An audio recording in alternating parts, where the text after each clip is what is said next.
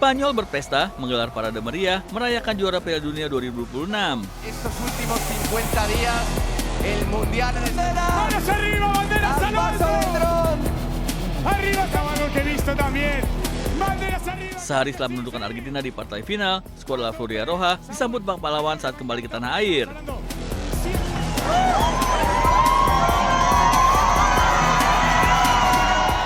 Parade seluruh pemain dan ofisial tim Matador menggunakan bus atap terbuka sambil memamerkan trofi Piala Dunia.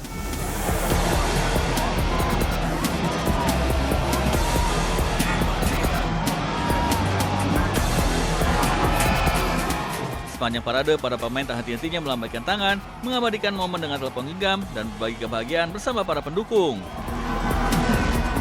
Nyanyian serta yel-yel mengiringi perjalanan tim juara dunia. Lautan merah kuning para penggemar Spanyol memenuhi ibu kota Madrid. Lalu lintas di sejumlah titik ibu kota Spanyol pun sempat lumpuh akibat membludaknya antusiasme para supporter yang ingin menyaksikan para juara dari dekat. Perjalanan ini menjadi penutup sempurna perjalanan gemilang Spanyol di Piala Dunia 2026. Kedua dalam sejarah setelah penantian selama 16 tahun.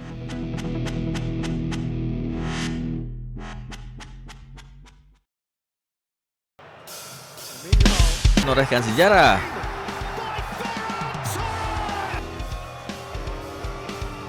Dua tahun setelah menjadi juara Eropa 2024 di Berlin, La Furia Roja kembali berdiri di puncak dunia dengan mengalahkan Argentina 1 gol tanpa balas pada final Piala Dunia 2026 di New Jersey.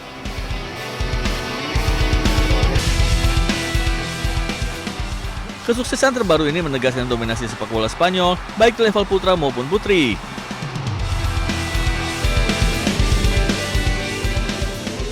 La Furia Roja menjadi negara pertama yang secara bersamaan menyandang status juara dunia putra dan putri setelah tim putri lebih dulu menaklukkan Inggris pada final Piala Dunia 2023 di Sydney.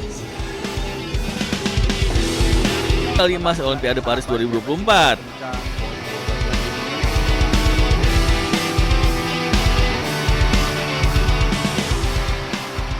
Sementara itu, tim putri berhasil memenangkan UEFA Women's Nations League pada 2024 dan 2025.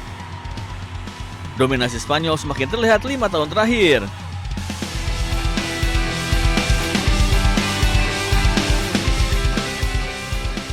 Dalam periode tersebut mereka berhasil meraih 16 gelar dunia dan Eropa, mulai dari level usia di bawah 17 tahun hingga timnas senior.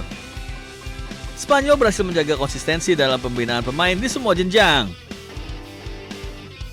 Kira hoak, yo. Ini pajak kemarin untuk warung samping bengkel saya, yo. Masyarakat Pati melalui Aliansi Masyarakat Pati Bersatu AMPP, Dinas Pekerjaan Umum dan Tata Ruang DPUTR Kabupaten Pati didesak memberikan klarifikasi terkait penarikan pajak pedagang hingga ratusan ribu rupiah yang viral di media sosial.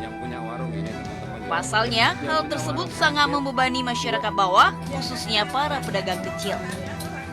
Pihak DPUTR menjelaskan jika penarikan pajak tersebut bukanlah pajak untuk pedagang, melainkan penarikan pajak tanah irigasi sungai yang dipergunakan masyarakat untuk mendirikan warung atau usaha.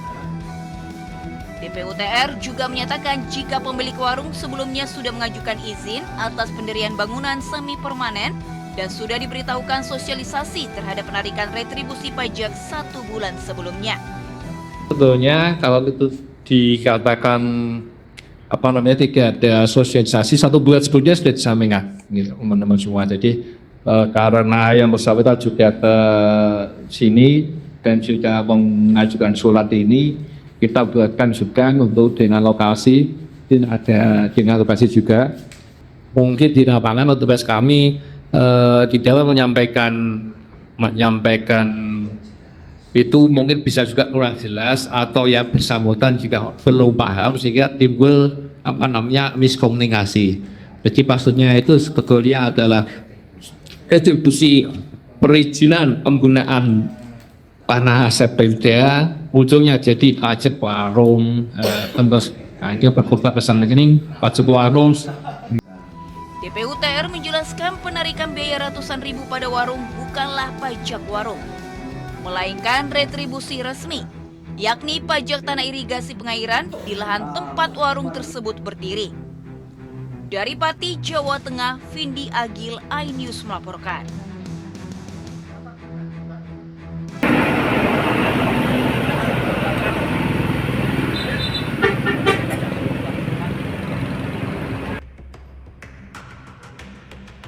Dibantu warga, petugas berupaya mengevakuasi sopir truk tangki pengangkut minyak sawit yang tewas terjepit usai bertabrakan dengan 3 kendaraan lain di Jalan Wonosobo, Parakan, Wonosobo. Peristiwa bermula saat truk tangki melaju dari arah Parakan menuju Wonosobo, melintasi jalan lurus dan menurun.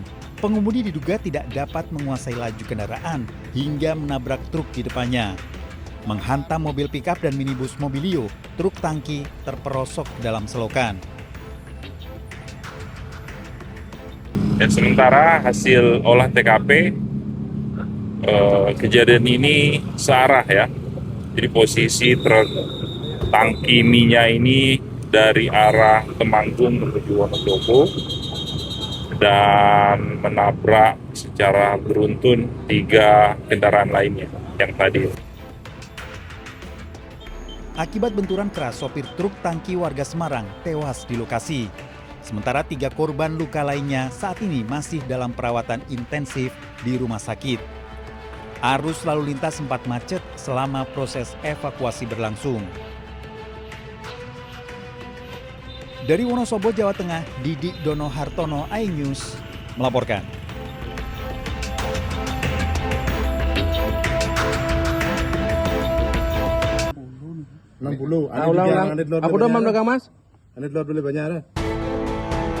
Gusti dan Komang, pasangan suami istri ditangkap petugas Polsek Ubud dan Satreskrim Polres Gianyar usai mencuri perhiasan emas milik seorang warga di wilayah Ubud, Bali. Emas yang dicuri para pelaku ditaksir bernilai lebih dari 90 juta rupiah. Hasil penjualan emas digunakan untuk melunasi hutang, membiayai kebutuhan hidup sehari-hari, serta membayar perawatan wajah berupa operasi plastik hidung yang dijalani pelaku wanita.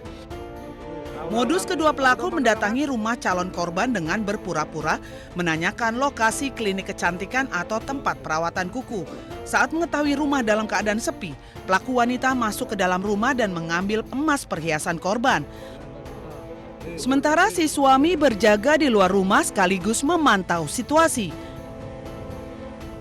Suaminya menunggu di depan rumah dan istrinya masuk ke dalam rumah berpura-pura masuk menanyakan apakah di tempat itu ada salon maupun ada tempat-tempat nail. Jadi apabila tempat itu kosong, dia memanfaatkan situasi. Kalau situasi kosong, dia mengambil barang-barang penting korban seperti emas. Atas perbuatannya, kedua pelaku terancam hukuman 7 tahun penjara. Dari Gianyar, Bali, Ketut Catur Kusumaningrat, iNews melaporkan.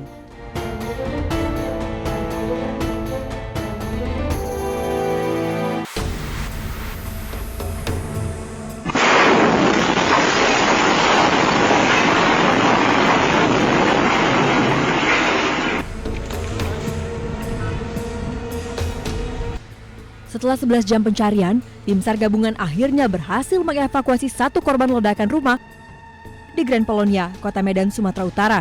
Korban Jessica, istri dari pemilik rumah, dievakuasi di kamar mandi lantai 2 dalam kondisi meninggal dunia. Evakuasi tubuh korban yang terjepit reruntuhan bangunan setelah petugas mengerahkan alat berat. Tim SAR gabungan berhasil mengevakuasi 1 orang korban yang kita cari. Kemungkinan besar akan kita upayakan untuk tidak dirobohkan semua ya. Kita harus mencari titik-titik yang memang signifikan untuk kita temukan korbannya. Dua lagi berarti Pak? Diinfokan 2 lagi. Bahwa soal Bapak dari pemilik rumah, puji Tuhan sehat walafiat. Pada saat kita evakuasi dari lantai 3 sampai dengan saat ini sudah berbincang-bincang juga, kita mendalami informasi. Kemudian yang anak balita saya sampaikan tadi lagi dirawat di Kolombia, kita doakan semoga prosesnya penyembuhannya lancar. Dan yang ketiga adalah si kurir pengirim paket itu yang tidak ada kaitan dengan kejadian ini, itu juga lagi dirawat di rumah sakit. Sebelumnya, suami dan anak balita korban berhasil dievakuasi dan kini dirawat di rumah sakit. petugas masih mencari 2 korban lainnya, yakni ART dan pengasuh anak yang masih terjebak reruntuhan. Senin sore, ledakan keras menghancurkan rumah mewah berlantai 2 di komplek perumahan Grand Polonia Medan, Kota Medan.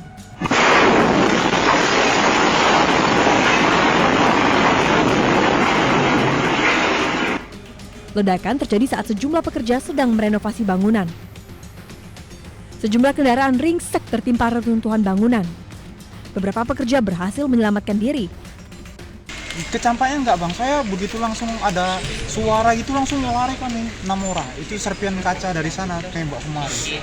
Pastinya di dalam itu ada sekitar 4 orang pembantu. Masih di dalam. Selain mencari 2 korban yang masih tertimbun, polisi masih menyelidiki penyebab pasti ledakan.